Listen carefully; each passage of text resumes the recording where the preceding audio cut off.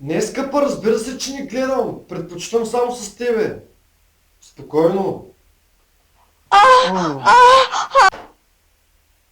Та, какво казваше?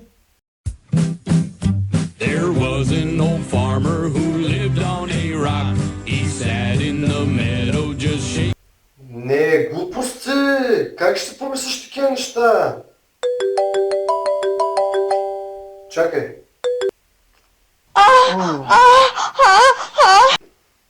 После ще стигна на някакъв приятел. Да.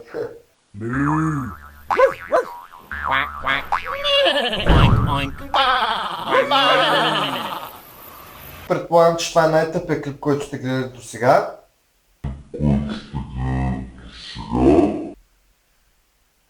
Не, сериозно хора, очаквайте видео в понеделник. Надявам се да успеем така да го заснемем. Понеже...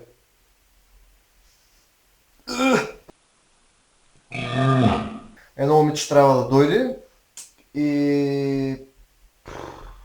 ще поводея.